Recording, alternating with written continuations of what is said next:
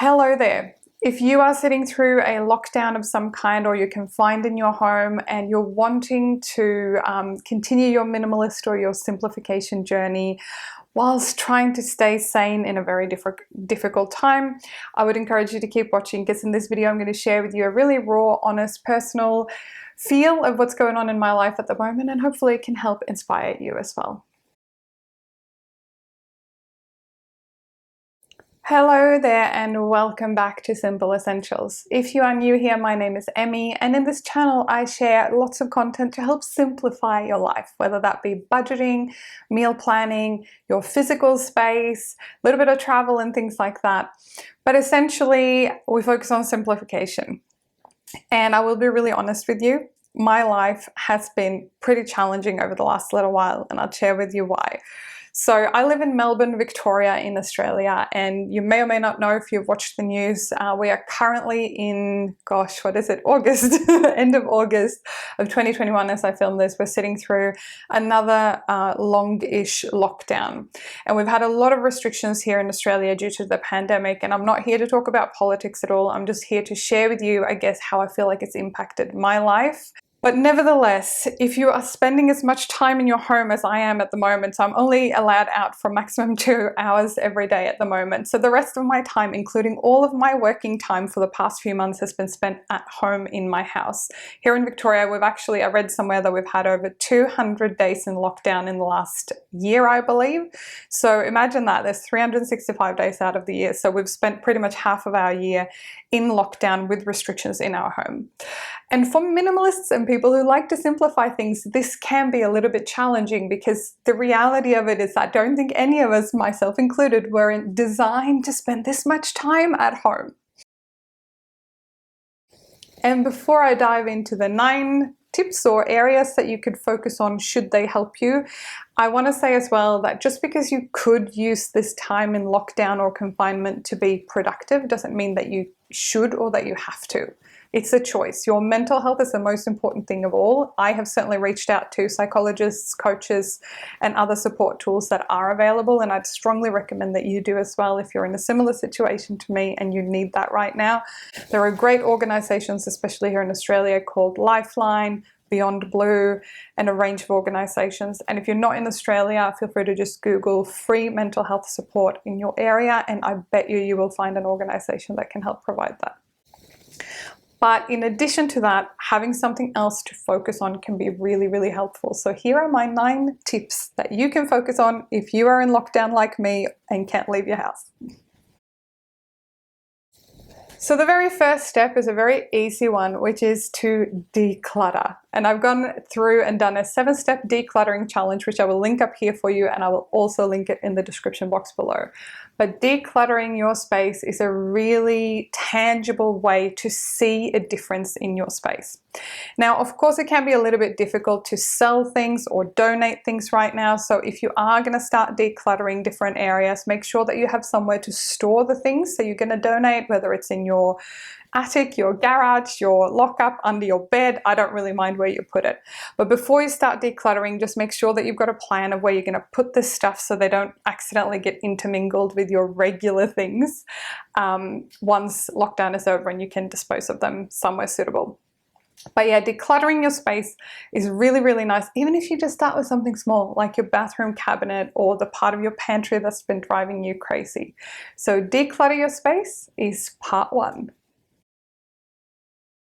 Next up, which is part of the declutter, I haven't really done it exactly like this because I've already decluttered a lot of my clothes, but go through your wardrobe and try the things on. If you, like me, have put on a few COVID kilos, that's totally fine. Just make sure that you go through your wardrobe, try the things on, see how you feel, see if you still like them. I tend to go through my clothing probably every 6 months or so. And yeah, just get rid of anything that you know that you're not going to use. And by get rid of, I mean, if it's good enough to donate, feel free to put it in a bag or a box so you've got it ready for donation after lockdown finishes. But if it's threadbare and worn and things like that, you know, use it as a cleaning rag or just throw it in the bin. The next area, if you've already decluttered a lot of your space, the next area that I've been focusing on is deep cleaning certain areas. So what I did at the start of this lockdown is I made a bit of a list of areas that have, you know, we're pretty tidy, we're pretty clean, we do a big clean of the house every week and things like that. But deep cleaning is not a strength of mine, so I have to remind myself to do it. For example, I'm sure I should be cleaning my oven every month or so. I don't. I probably clean my oven every 3 months or even more rarely than that. So I made a list of the things that I wanted to deep clean. So I wanted to give this our main shower a really good scrub, not just a clean, but like a real deep clean. I cleaned my oven, my fridge and freezer, behind the refrigerator, and a couple of areas like that. And you know, it's one of those things most of us, you know, life gets in the way. We don't have kids and those kind of logistics to add on to it, but I know that we're all busy with our own things. So being confined in your home, it can be a really good way to just get through that list of things that you know that you should be doing, but you simply haven't gotten to yet. And while we're in the kitchen, remember when you defrost that freezer or clean out your fridge as well, that you go through your food and use things up as well as in your pantry as well. Because even though things can last a really long time, like canned goods or even things in your freezer, they don't last forever. So make sure that you use them so that it doesn't all go to waste. And that leads me into this point, which is learn how to cook new things. We don't do a lot of takeaway in our family. We do a lot of our cooking from scratch, and you would have seen some of my my budget meal challenge videos before. I will link a few of them in the description box below for you. But essentially, there are some dishes that I, in my mind, had just thought that they were too hard to make from scratch. And one thing that I love, but I have never cooked before this lockdown, is risotto. And I remember thinking, oh, this recipe is gonna take ages, it's gonna be really difficult. So I love ordering risotto when I'm out at an Italian restaurant. But because we've got all this time and we like to eat healthy, even risotto is not the healthiest thing. You can chuck some veggies in there though. But it's been really fun to just experiment with some new dishes. Now, I learned how to make risotto this week. My partner made pad thai for us last week, which is one of my favorite noodle dishes. And it was really fun, even though it wasn't necessarily budget friendly and we had to go out and get some sauces and spices and things we don't normally have on hand. It was still really fun and really creative to spend the time cooking the thing rather than just ordering the takeaway. Next up, which links back to the recent series I've been doing, is to do some digital decluttering. When you're spending a lot of time in your physical space, it's actually not just your physical objects or mess or clutter or things like that that makes, you know, affects how you feel. It's also the digital stuff. So for example, I love to travel and explore, and at the moment I've been really restricting my social media usage because when I see other people in other parts of the world out exploring at the moment, even though I'm really happy for them, it's really affecting me emotionally that I can't, and my radius from my home is only 5 kilometers. So it makes it really difficult for me, and what I've done is I've simply just gone through and decluttered a lot of things, removed a couple of apps and things from my phone temporarily because I know it's going to make me feel a lot better.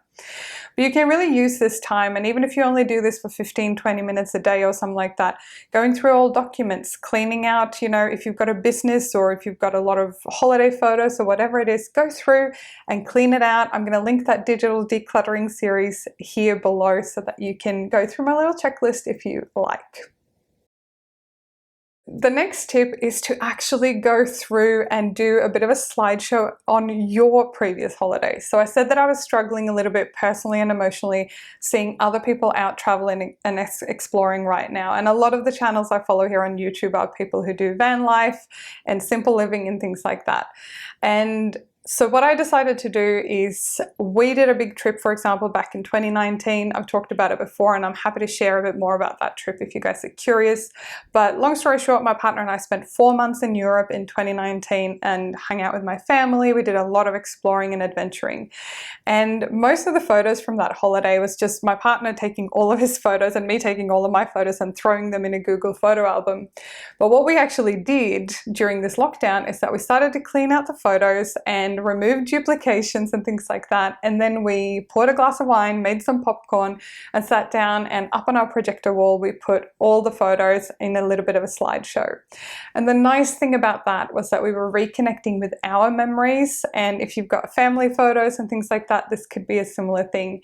And we really did it from the space of not this is what we're missing out on, but what we did was really to reconnect with what it felt like at the time to be with those people or to be in that space and exploring that thing.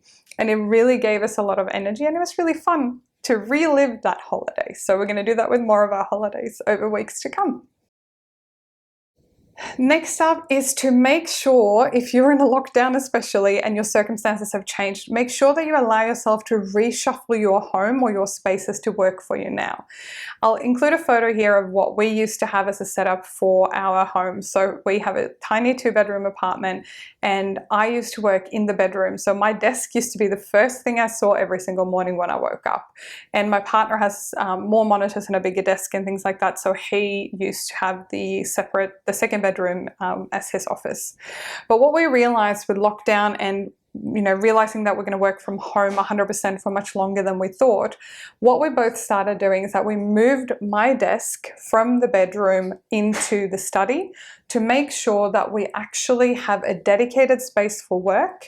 And we also made sure that the bedroom was very calm and relaxing, and a space that we can come at the end of the day or at the start of the day and not think about work. So that made a really huge difference for us, and I know that there are a lot of people out there who are dealing with homeschooling and other things, and if that is you, make sure to decorate a space or designate a space to work for you now during this limited lockdown period, because let's face it, even if it doesn't feel like it, it will end one day. So make sure that you do that, and I will say my mental health has greatly been helped by the fact that I don't look at my work desk the first thing I do every morning. So see what you can find for you to make the spaces work for you. Next up is to get away from the digital stuff. So I'm sure you've already watched a bunch of movies and series and, kind of binge watched your favorite shows and things like that. And there's nothing wrong with that.